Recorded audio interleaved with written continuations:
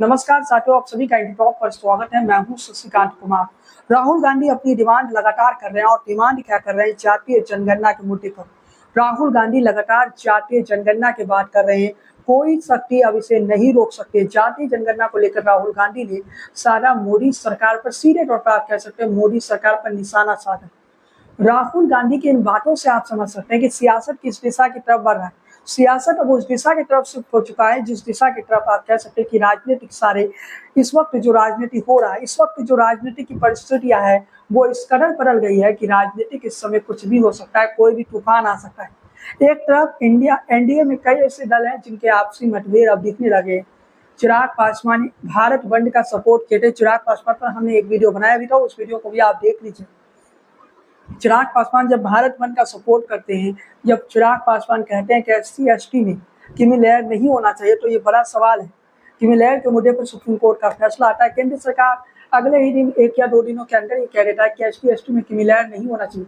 केंद्र सरकार की तरफ से स्पष्ट तौर पर कहा गया, लेकिन उसके बावजूद भी भारत बंद होता है 21 तारीख को। और ये भी कहा जा रहा है कि 11 तारीख को दिल्ली में एससी एसटी समाज का एक बड़ा आंदोलन होने वाला है और उससे नेतृत्व वही आजाद समाज की पार्टी के चंद्रशेखर करेंगे, जो कि पहले भीम आर्मी में थे। पहले भीम आर्मी के संगठन बनाए, लेकिन अब वो अपनी राजनीतिक दल बना चुके आजाद समाज पार्टी। उस पार्टी के जरिए चंद्रशेखर कहीं ना कहीं अब वो नेतृत्व करेंगे उस आंदोलन का, जो नेतृत्व एसटी एसटी के मांगों को लेकर 11 तारीख को दिल्ली में बुलाया गया। उस आंदोलन पर हम कभी चर्चा करेंगे, लेकिन आज राहुल गांधी ने स्पष्ट तौर पर कह दिया कि कोई भी शक्ति जातीय जनगणना को नहीं रोक सकती। ललन सिंह ने सवाल निशान खड़ा कर दिया। ललन सिंह ने कहा कि जब हम इंडिया गठबंधन में थे तो बिहार में जातीय जनगणना के मुद्दे पर इंडिया गठबंधन में एक प्रस्ताव पास करवाना चाहते थे, कांग्रेस पार्टी तैयार नहीं थी। आज वही कांग्रेस पार्टी ये कह रही है कि जातीय जनगणना होनी चाहिए। कांग्रेस के शासनकाल में ही जातीय जनगणना पर रोक लगाया गया और जातीय जनगणना की उस तस्वीर को मैं स्पष्ट कर 78 सालों में 60 सालों तक तो कांग्रेस ने राज किया, तो कांग्रेस ने कितनी बार जातीय जनगणना करवाया? कांग्रेस पार्टी आज जोर कह रही है कि जातीय जनगणना होनी चाहिए। मैं यहाँ पर यह नहीं कह रहा हूँ कि जातीय जनगणना नहीं होनी चाहिए, जातीय जनगणना होनी चाहिए, लेकिन जब कांग्रेस शासन में थी, जब राहुल गांधी के पार्टी कांग्रेस पार्टी शासन में थी, और जिन 60 सालों का कांग्रेस का हम जिक्र कर रहे हैं उसमें नरसिम्हा राव और मनमोहन सिंह को छोड़ दे तो ज्यादातर समय गांधी परिवार ही शासन में थी। तो गांधी परिवार में जातीय जनगणना क्यों नहीं करवाया? एक बड़ा सवाल है। लेकिन राहुल गांधी का तर्क क्या है जातीय जनगणना के मुद्दे पर? उन्होंने एक्स पर पोस्ट करते हुए लिखा कि मोदी जी, अगर आप जातीय जनगणना को रोकने के बारे में सोच रहे हैं तो आप सपना देख रहे हैं। कोई शक्ति अब इसे नहीं रोक सकती है। हिंदुस्तान का ऑर्डर आ चुका है। जल्द ही 90% भारतीय जातीय जनगणना का समर्थन और मांग करेंगे। ऑर्डर अभी लागू कीजिए या अगले प्रधानमंत्री को ये करते देखेंगे। राहुल गांधी ने आज सीधे शब्दों में कह दिया कि नरेंद्र मोदी जी प्रधानमंत्री के तौर पे आप जातीय जनगणना का ऑर्डर दीजिए या फिर अगले प्रधानमंत्री करेंगे। राहुल गांधी ने यहाँ पर एक मैसेज दिया, वो मैसेज काफी महत्वपूर्ण हो जाता है। वो मैसेज ये है कि राहुल गांधी ने स्पष्ट तौर पर कह दिया, ये जो वर्तमान सरकार चल रहा है ये सरकार लंबा समय तक नहीं चल पाएगा। ये राहुल गांधी कहना चाह रहे हैं। और राहुल गांधी जब इस विषय पर कह रहे हैं तो इसके पीछे का कारण है, चिराग पासवान खुलकर सरकार की नीतियों की आलोचना कर रहे हैं। इसके अलावा नीतीश कुमार को देख लीजिए, नीतीश कुमार खुलकर ये बातें कह रहे हैं। और इस समय बीजेपी का ऑपरेशन लोटस चल रहा है। उस विषय पर हम इंटॉक पर कई बार चर्चा कर चुके हैं। इंटॉक पर मैं लगातार चर्चा कर रहा हूं कि ऑपरेशन लोटस के जरिए चिराग पासवान के पार्टी को तोड़ने की तैयारी चल रही है। ऑपरेशन लोटस के जरिए नीतीश कुमार के पार्टी को तोड़ने की तैयारी चल रही है। मतलब सीधे शब्दों में मैं कहना चाहता हूँ कि अगर इस वक्त बीजेपी ऑपरेशन लोटस नहीं करता है तो नवंबर 2024 के बाद भारतीय जनता पार्टी की सरकार गिर जाएगी। इस वक्त वो परिस्थिति हो चुकी है। महाराष्ट्र इलेक्शन को निकलने दीजिए। शरद पवार की मैं बताना चाहता हूँ, शरद पवार चाहते हैं कि पहले वो महाराष्ट्र जीत जाए और दिल्ली में तो वो सत्ता जब चाहेंगे गिरा सकते हैं। शरद पवार की नजदीकियां नीतीश कुमार से भी है, शरद पवार की नजदीकियां आप कह सकते हैं चंद्रबाबू नायडू से भी है। के राजनीति के चाणक्य अमित शाह बहुमत के लिए जो 32 सीटें कम पड़ रही है उन सीटों को पूरा नहीं करते हैं तो अगले 2 महीने में ये सरकार गिर जाएगी। 18वीं लोकसभा में बीजेपी की सरकार गिर जाएगी। बीजेपी क्या करे तो स्पष्ट तौर पर बता देना चाहता हूँ कि बीजेपी इस समय जो राजनीतिक दल है, चिराग पासवान की पार्टी की बात करे, इसके अलावा नीतीश कुमार की पार्टी की बात करें तो इन पार्टियों को तोड़ने की तैयारी चल रही है। इसके अलावा महाराष्ट्र में शिवसेना को तोड़ने की तैयारी चल रही है। उद्धव ठाकरे के कई सांसदों से बीजेपी के नेता संपर्क में है और ऑपरेशन लोटस इस समय एक्टिव है। ऑपरेशन लोटस में एक खास बात दिख रहा है कि इस बार शिवराज सिंह चौहान को एक महत्वपूर्ण रोल मिला है ऑपरेशन लोटस में। शिवराज सिंह चौहान एक महत्वपूर्ण रोल में है इस समय बीजेपी में, जो इस ऑपरेशन लोटस को देख रहे हैं और अमित शाह के साथ सीधे कनेक्ट में। इस समय आपको स्पष्ट तौर पर बता देना चाहते हैं कि ऑपरेशन लोटस दक्षिण के राज्यों में भी हो रहा है, ऑपरेशन लोटस उत्तर प्रदेश में भी हो रहा है, ऑपरेशन लोटस बिहार में भी हो रहा है, ऑपरेशन लोटस महाराष्ट्र में भी एक्टिव है। इस समय देश के हर कोना में ऑपरेशन लोटस एक्टिव है और ऑपरेशन लोटस के जरिए नरेंद्र मोदी जो बहुमत के लिए नंबर चाहिए 272 मैजिक नंबर 272 उससे ज्यादा सीटों को लाना चाह रहे हैं। सीधे शब्दों में कहते हैं कि नरेंद्र मोदी, पिछला वीडियो में मैंने बताया था कि नरेंद्र मोदी का टारगेट 280 है, लेकिन बीजेपी का ये एक लक्ष्य है कि 350 तक पहुंचना है। 350 तक अगर पहुंच जाते हैं तो उसके बाद सरकार को कोई खतरा नहीं। 350 तक बीजेपी कैसे पहुंचेगी? तो बने की जो पार्टियां हैं उसे तो बीजेपी तोड़ ही रही है, साथ में बीजेपी जो एनडीए के दल के लोग हैं, एनडीए के जो दल है उसे भी तोड़ने की तैयारी कर रही है। सीधे शब्दों में कह देना चाहते हैं कि अगर अगले 2 महीने में बीजेपी ऑपरेशन लोटस में सफलता हासिल नहीं करता है तो भारतीय जनता पार्टी की सरकार गिर जाएगा। और इस बात को जान लीजिए, बस 2 महीने का समय है। नरेंद्र मोदी को अगर प्रधानमंत्री आगे रहना है तो इन 2 महीनों में नरेंद्र मोदी को कई ऐतिहासिक और कई बड़े कदम उठाने पड़ेंगे। स्पष्ट तौर पर मैं बता रहा हूं कि अगले 2 महीने में अगर नरेंद्र मोदी बहुमत के लिए जो जादुई नंबर चाहिए 272 का इंतजाम नहीं करते हैं तो नरेंद्र मोदी की सरकार गिर जाएगी। और ये नरेंद्र मोदी का जो सरकार गिरेगा वो नवंबर के दूसरी सप्ताह तक वर्तमान नरेंद्र मोदी की सरकार गिर जाएगा। और इस समय मैं बता देना चाहता हूँ जो तैयारियां चल रही है विपक्ष की तरफ से, राहुल गांधी ऐसे नहीं लिख रहे हैं ट्विटर पर या एक्स पर, वो ऐसे नहीं लिख रहे हैं कि अगले प्रधानमंत्री आके जातीय जनगणना करेंगे। राहुल गांधी अगर लिख रहे हैं तो राहुल गांधी को भी पता है कि ये सरकार लंबा नहीं चलेगा और इस सरकार को गिराया जा सकता है। और इस सरकार को गिराने के लिए नीतीश नायडू ही नहीं, चिराग पासवान भी तैयार हो जाएंगे। और जो शिवसेना टूटी थी महाराष्ट्र में, जो शिवसेना टूटकर शिंदे गुट तैयार हुआ था, शिंदे अगर खुद महाराष्ट्र का इलेक्शन हार जाते हैं तो उसके बाद जो उनके सांसद है वो तो या तो बीजेपी में आएगा या वो उद्धव ठाकरे के साथ चले जाएंगे। महाराष्ट्र में बीजेपी को शिवसेना के सांसदों को तोड़ना मजबूरी है क्योंकि शिंदे का हार निश्चित है। महाराष्ट्र में बीजेपी मजबूत पीछ पर नहीं है और महाराष्ट्र में बीजेपी हार जाएगी, इस बात का एहसास बीजेपी को है। इसलिए शिंदे का जो शिवसेना आप देख रहे हैं उसका विलय आने वाले समय में बीजेपी में हो जाएगा। शिंदे आए या ना आए, शिंदे आ भी जाते हैं तो फर्क नहीं पड़ने वाला है। इसके शरद पवार का जो राजनीतिक दल है, शरद पवार के राजनीतिक दल ने अपनी जो वोट बैंक है वो तो बचाए रखा। इसके अलावा उद्धव ठाकरे का पार्टी जो टूटा लेकिन वोटर नहीं टूटा, वोटर उद्धव ठाकरे के साथ है और शरद पवार के वोटर शरद पवार के साथ है। लेकिन शरद पवार के जो भतीजे हैं अजीत पवार, जिन्होंने एक तरह से आप कह सकते हैं कि शरद पवार से बगावत किया, लेकिन नतीजा क्या हुआ? शरद पवार, कल भी मैं इस विषय पर बात कर रहा था, कल के भी वीडियो को आप देख लीजिएगा। कल के वीडियो में मैंने इस विषय पर बात किया। तो महाराष्ट्र में अगर बीजेपी की स्थिति ये रही कि लोकसभा में बीजेपी 10 सीटें भी पार नहीं कर सकी तो उसका प्रमुख कारण यही था कि महाराष्ट्र में शिंदे गुट के रूप में जो शिवसेना लेके आया बीजेपी, वो शिवसेना काम का नहीं रहा। शिवसेना का वोटर शिवसेना के साथ इसलिए रहा क्योंकि बीजेपी ने गलत किया।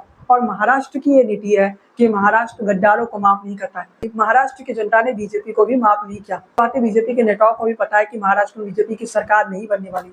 लेकिन एक सर्वे आया आज तक का, इंडिया टुडे का एक सर्वे आया।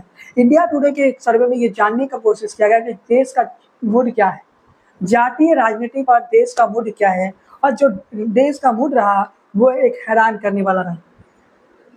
इस समय जो कहानी दिख रही है, फरवरी की बात करें, फरवरी 2024 में जातीय जनगणना के पक्ष में 59% लोग थे, लेकिन आज की तारीख में अगस्त 2024 में 74% लोग। फरवरी में 9 कहने वाले लोग 28% थे, अगस्त 24 में 9 कहने वाले लोगों की संख्या 24% है।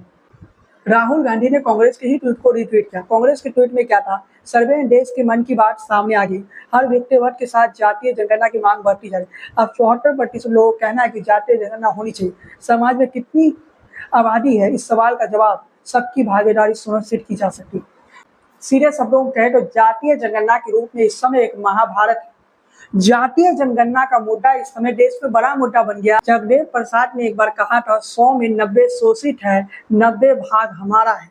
ये बातें कही गई थी, लेकिन आज की तारीख में भारत की राजनीति को देखिए। आज के समय राहुल गांधी जिन मुद्दों को उठा रहे हैं, जब राहुल गांधी ये कहते हैं कि जनगणना, जातीय जनगणना मोदी जी आपको करवाना होगा वरना आपकी सत्ता चली जाएगी। राहुल गांधी सीधे तौर पर कह रहे हैं कि देश का अगला प्रधानमंत्री जो आएगा वो जातीय जनगणना करवाएगा, देश का एक्सरे करवाएगा। राहुल गांधी ने मुद्दा तो सही पकड़ा है, राहुल गांधी ने जो मुद्दा पकड़ा है वो इस देश का डीएनए, और राहुल गांधी इस बात को जानते थे कि इस देश में अगर जातीय राजनीति होगी तो बीजेपी का जो आप कह सकते हैं हिंदुत्व की राजनीति, वो राजनीति कहीं नुकसान हो जाएगा। लेकिन राहुल गांधी इस जातीय राजनीति में भी फंस सकते। जब आप जातीय जनगणना को करवाएंगे तो जातीय जनगणना के करवाने के बाद की तस्वीर क्या होगा, क्या वो राहुल गांधी को पता है? जातीय जनगणना के में ये क्लियर हो जाएगा कि इस फलाने जाति की आबादी इतनी है तो उस जाति को उतना आरक्षण मिलेगा। हर जाति को उसकी आबादी के हिसाब से आरक्षण मिलेगा। और जातीय जनगणना के बाद की तस्वीर ये होगा कि जातीय जनगणना हो जाने के बाद इस देश की तस्वीर क्या हुआ। राहुल गांधी कहते हैं ना एक्सरे होनी चाहिए, वो एक्सरे हो जाता है। इकोनॉमिक का भी सर्वे हो जाता है, आर्थिक आधार पर भी सर्वे हो जाता है।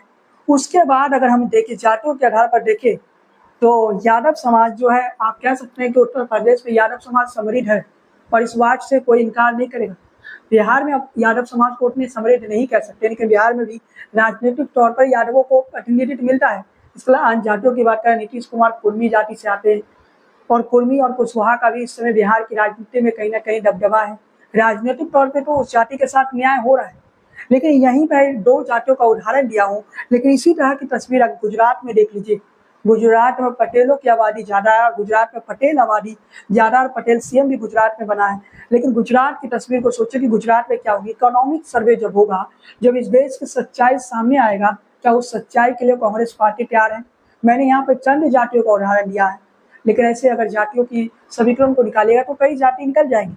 उसके बाद की तस्वीर क्या होगा? जातीय जनगणना तो हो जाएगा, लेकिन जातीय जनगणना होने के बाद इस देश की तस्वीर क्या होने जा रही है? जातीय जनगणना अगर हो जाता है तो इस तस्वीर में आखिर क्या होने जा रहा है? जातीय जनगणना के बाद इस देश की सियासत एक नई दशा की तरफ बढ़ेगा। जातीय जनगणना के बाद इस देश की राजनीतिक जरूरी नहीं है कि राहुल गांधी के फेवर में चले जाए। जातीय जनगणना के बाद जरूरी नहीं कि इस देश का राजनीति तेजस्वी यादव या अखिलेश यादव के पक्ष में चला जाए। जातीय जनगणना के बाद भी नरेंद्र मोदी को लाभ हो सकता है। जातीय जनगणना अगर होता है तो इसका दूसरा पहलू ये भी हो सकता है कि उस वक्त जब ये बात उस वक्त जब ये बातें चलनी शुरू हो जाएगी कि जिसकी जितनी भागीदारी उसे उतना अधिकार मिले, तो इस देश में सबसे ज्यादा आबादी किसकी? सीधे शब्दों में कहना चाहे, अगर इस देश में सबसे बड़ी आबादी कोई है तो हिंदुओं की है। अगर इस देश की 140 करोड़ आबादी है तो उसमें 100 करोड़ हिंदू है। आप कल्पना कर सकते हैं, नरेंद्र मोदी ने भी एक रैली में कहा था तो क्या इस देश का सारा संसाधन हिंदुओं को दे दिया जाए? एक बड़ा सवाल उठता है। राहुल गांधी जब कहते हैं ना कि जातीय जनगणना होनी चाहिए, जिसकी जितनी भागीदारी है उसे उतना हिस्सेदारी मिलना चाहिए, राहुल गांधी के ही पॉइंट को पकड़िए कि इस देश में सबसे बड़ी आबादी किसकी है? हिंदुओं की। लेकिन इन सब के बीच में एक तस्वीर वो भी है कि इस देश में आप कह सकते हैं कि 10% लोगों के पास इस देश का 90% संसाधन है। 90% संसाधन इस देश का केवल 10% लोगों के पास है, और 90% जो लोग हैं पास मात्र 10% संसाधन है। कल्पना कर सकते इस देश में 10% ऐसे लोग हैं जिसके पास इस देश का सारा आप कह सकते हैं संसाधन है, और उसी देश में 90% ऐसे लोग हैं जिनके पास आप कह सकते हैं कि संसाधन नहीं है। आप कह सकते हैं कि 90% लोगों में उन 10% संसाधन के लिए लड़ाई हो रहा है, जो 10% संसाधन उन 10% संसाधनों के लिए लड़ाई हो रहा है, जो 10% संसाधन इस देश के 10% समृद्ध लोग छोड़ दिए थे। जातीय जनगणना जरूरी है, लेकिन जातीय जनगणना के बाद की तस्वीर क्या होगा?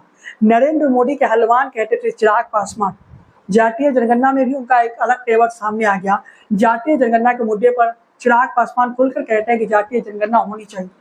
यही पक्ष जेडीयू का भी है। जेडीयू ने तो बिहार में जातीय सेंसस करवाया है, लेकिन जातीय जनगणना और देश की राजनीति किस दिशा की तरफ बढ़ेगा? राहुल गांधी बखूबी जानते थे कि जातीय जनगणना से वो एक नई राजनीति की और एक नई राजनीति का आधारशिला वो रख सकते हैं, और नई सियासत का आधारशिला अगर राहुल गांधी रखना चाहते हैं तो उन्हें ये पता है कि जातीय जनगणना अगर इस देश में होता है, इस देश का एक्सरे सामने आता है, तो एक नई तस्वीर क्लियर हो जाएगा और इस देश की नई राजनीति की शुरुआत हो जाएगी। इस वक्त इस देश में आप कह सकते हैं कि जातीय राजनीति काफी चरम पर पहुंच चुका है, और इस देश में जब जातीय राजनीति चरम पर पहुंच चुका है तो राहुल गांधी का एक स्ट्रोक कह सकते हैं, एक मास्टर स्ट्रोक कह सकते हैं। इससे पहले भी आपको बताते चले कि राहुल गांधी लगातार जातीय जनगणना के मुद्दे पर दबाव डाल रहे हैं, लेकिन मैं फिर से सवाल निशान खड़ा कर रहा हूँ। अगर जातीय जनगणना होती है तो कांग्रेस के लिए वो अच्छा भी हो सकता है, बैकफायर भी कर सकता है। अगर जातीय जनगणना होती है, जो आप कह सकते हैं कि सबसे ज्यादा जिस जाति की आबादी निकलेगी उससे तो आपको सबसे ज्यादा आरक्षण देना होगा। मान लेते हो कि ओबीसी में बिहार में यादव सबसे बड़ी आबादी, तो यादवों को तो सबसे ज्यादा आरक्षण देना पड़ेगा। उत्तर प्रदेश की बात करें तो वहां भी यह स्थिति शायद देखने को मिलेगी, यादव दूसरे नंबर पर होगा, तो वहां यादवों को तो सबसे ज्यादा योगदान देना पड़ेगा। उत्तर प्रदेश में भी यादवों की आबादी अच्छा खासा है, पहले नंबर पर नहीं तो दूसरा नंबर पर आएगा। दो पहलुओं को देखिए, उस परिस्थिति को देखिए। गुजरात में पटेलों की आबादी ज्यादा है, तो क्या गुजरात में आप जो आरक्षण का सबसे ज्यादा हिस्सेदारी है वो पटेलों को देने के लिए तैयार है? महाराष्ट्र में जिस जाति की आबादी ज्यादा होगा उसे आप सबसे ज्यादा हिस्सेदारी देंगे, सबसे ज्यादा आरक्षण देंगे। दायरा है 50% तक जो सुप्रीम कोर्ट ने तय किया, उस दायरे को भी आपको तोड़ना होगा। उस दायरे को छोड़ने के बाद इस देश में आप कह सकते हैं 80%, 90% तो आरक्षण हो जाएगा। इस देश में तो आरक्षण का कोई अर्थ ही नहीं बचेगा तब, क्योंकि आप सबको आरक्षण दे दीजिएगा जाति के आधार पर, जिसकी जितनी आबादी हो उसे उतना आरक्षण दे दीजिएगा, फिर तो इस देश में आरक्षण का कोई महत्व ही नहीं बचेगा। सीधे शब्दों में राहुल गांधी जो बात कर रहे हैं, मैं ये नहीं कहना चाहता हूँ कि जातीय जनगणना नहीं होना चाहिए, मैं इस पक्ष में भी हूँ कि जातीय जनगणना हो जानी चाहिए। इस देश को पता चल जाना चाहिए कि किस जाति की स्थिति बेहतर है और किस जाति की स्थिति बेहतर नहीं है। और मैं खुलकर कहना चाहता हूँ कि जातीय जनगणना होनी चाहिए। और जातीय जनगणना के मुद्दे पर राहुल गांधी जो स्टेप ले रहे हैं वो स्टेप तब भी लेना चाहिए जब राहुल गांधी की खुद की सरकार थी, जब कांग्रेस केंद्र में थी, तब कांग्रेस पार्टी को जातीय जनगणना के मुद्दे पर कहीं ना कहीं खुद जातीय जनगणना करवा लेनी चाहिए। एक वो पक्ष है जो कहता है कि जातीय जनगणना नहीं होनी चाहिए, दूसरा वो पक्ष है जो कहता है कि जातीय जनगणना होनी चाहिए।